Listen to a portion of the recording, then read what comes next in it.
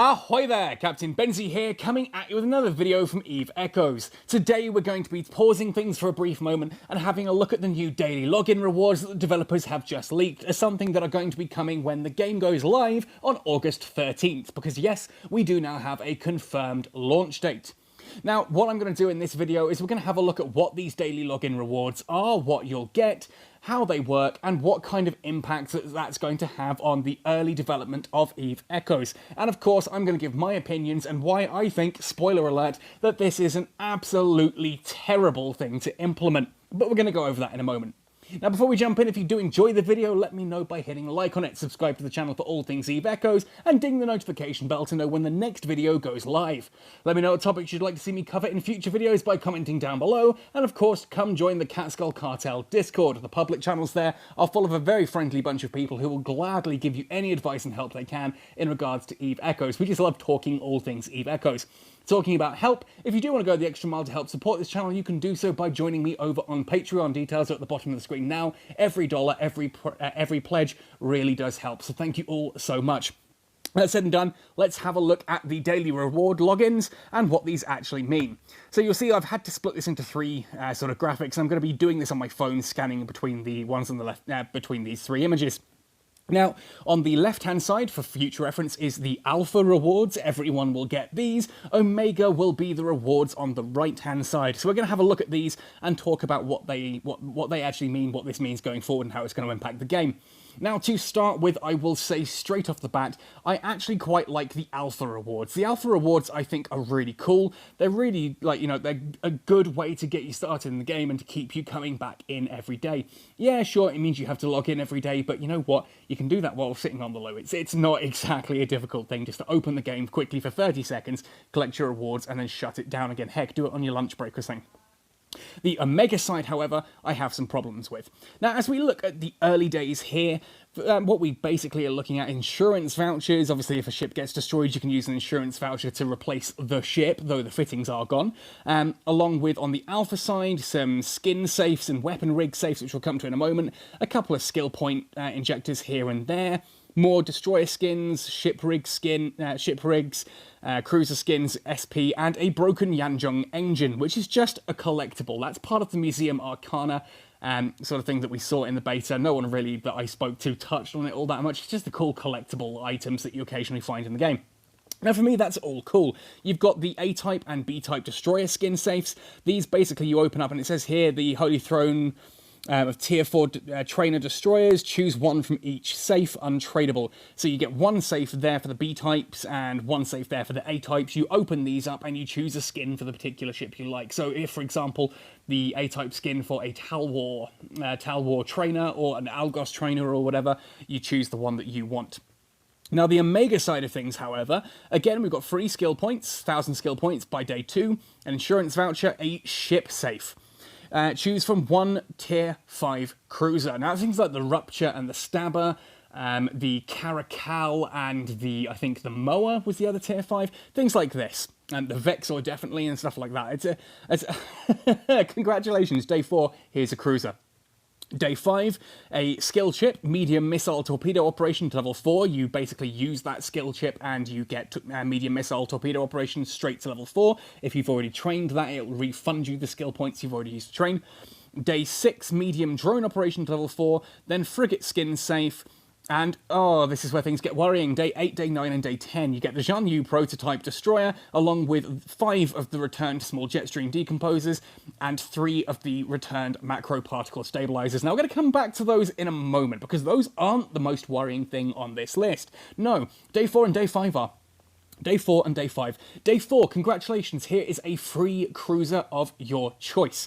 Now, if you are going Caldari and missiles, then awesome, you've got yourself a Caracal on Day 4. On Day 5, you then have medium missile operation to level 4 already. That means you've spent the first day or so training up some basic skills, and on Day 4, you now have a Caracal. Day 5, you've got a Caracal that is worth flying. Caracals can quite comfortably kite some wow, that was a fun sentence. Caracals can quite comfortably kite very high tier anomalies. Tier 7, easily. On day 5, you can be doing tier 7 combat anomalies. Let that sink in for a second.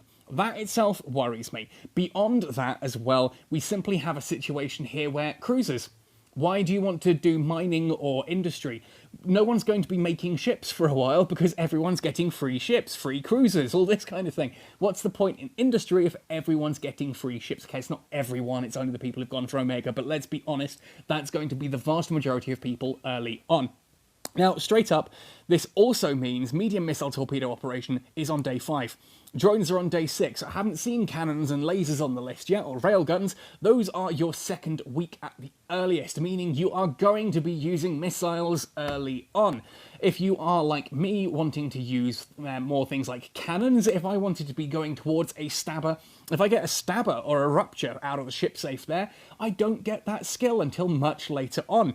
Everyone is going to be going missiles, torpedoes early. We're going to be seeing a lot of caracals early on, doing anomalies that they shouldn't be.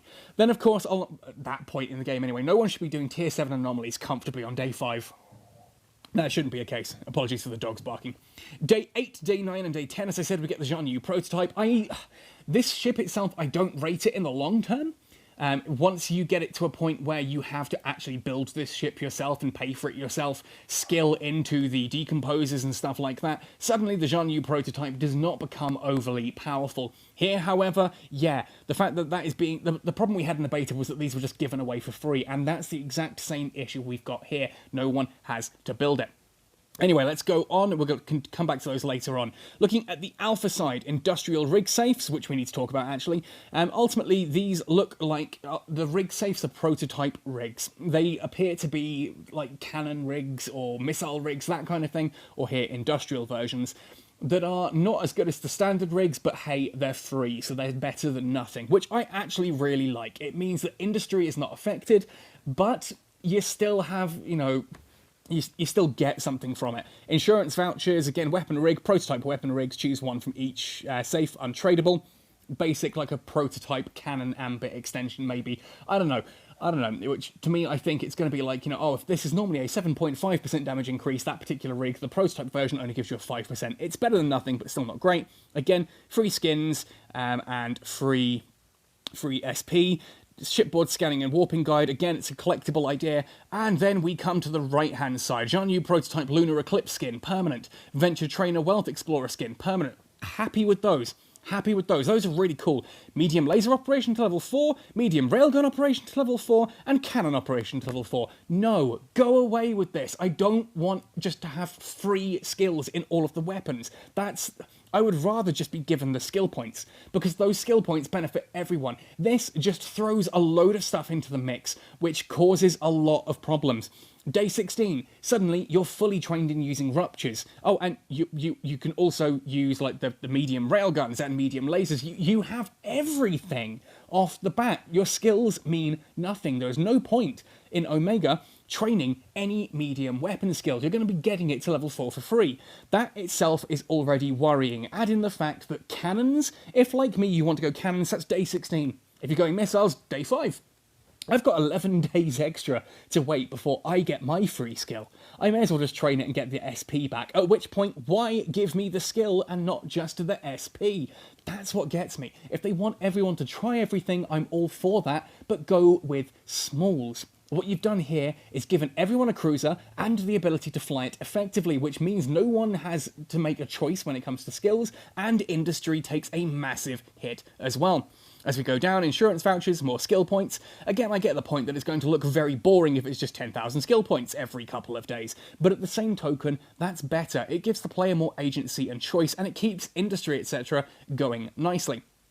Alpha from day 22 onwards, insurance vouchers, cruiser skin safes, free SP, interstellar navigation technology, again another collectible, ship rigs, industrial rigs, insurance vouchers, free SP, and outstanding pilot medal, which is just a cosmetic thing you add to your profile. I'm all cool with that. Let's look at the Omega side. More free skill points, more insurance vouchers, up to tier 3 and trainer ships. By the point of... Can we just pause a second as well? Day 26. Day 26, you've got all of these cruisers and that we're talking about, but you can't even insure them with the stuff that you're getting. That's a bonus, I suppose. That's a nice thing. Oh, and then there's Battlecruiser Command at level 4. Train that up on day 27, along with the returned medium Jetstream decomposers, 5 of, the returned macro particle stabilizers, 3 of, and the Can-U prototype at day 30. Now, I actually wanted to do a video on the Can-U prototype later on in the final test, once we'd got to grips with this actual ship. I'm not going to go into too much detail here, but let me just explain something about the Can-U prototype. With the basic setup of the 5 medium Jetstream decomposers and the 3 macro particle stabilizers there, you can get this ship to about 1500 DPS. That itself is an impressive number. For a battlecruiser, that's a high number. That is a high number. 1500 DPS. It can do that comfortably at a range of about 50 kilometers. The downside to most battlecruisers is that if something small and squishy gets up close and personal, like a Dramiel or, a frigate or a destroyer, then battlecruisers tend to have trouble tracking onto them. The Can-U prototype then has bonuses to stasis webifiers, so that it can lock you down if you happened to get close to it, which makes you easier to hit and a bigger target. That means getting up close and personal to a Can-U was not a problem. It could still comfortably deal with you. By the way, if you didn't use the returned macro particle stabilizers and just decided instead that you wanted to use just like, say, tracking computers, you can actually heat up 5 tracking computers on a Can-U and shoot at over 215 kilometers for about 6,000 damage per cycle. Yes, you only get 3 shots off in that time, but that's still 18,000 damage from a distance of 215 kilometers. That's insane. Add to this the fact that the Can-U locks onto other ships faster than any other battlecruiser or battleship, and the fact that it had warp stability +2, so it required at least 3 warp disruptors to tie one down. Suddenly, you've got a ship that has no real weakness. In fact, the only thing that it had going for it in terms of weaknesses was the fact that it had a slightly smaller capacitor than other battlecruisers. I say weakness kind of in inverted commas, simply because adding a single engineering rig would fix that problem and make you capacitor stable. Wow.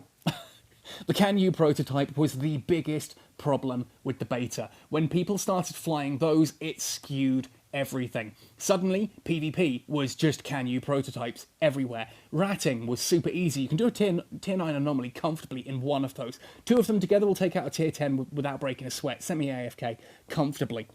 This is a worry that come day 30, we've all got cruisers which we're fully skilled in. We've got the Can-U prototype destroyer, and we've got the Can-U prototype battlecruiser. A battlecruiser at day 30. We shouldn't be flying battlecruisers at day 30. That's an insane bonus. Yes, okay, it's cool, I get it. Let's get everyone excited about Omega, get loads of people buying Omega. I'm all for that.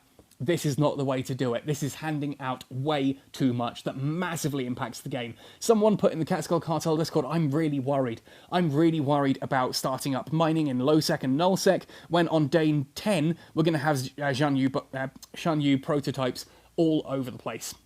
Those destroyers all over the place. Then someone said, why are you mining? Who's buying your ores? Manufacturers? What ships are they building? We're all getting cruisers for free.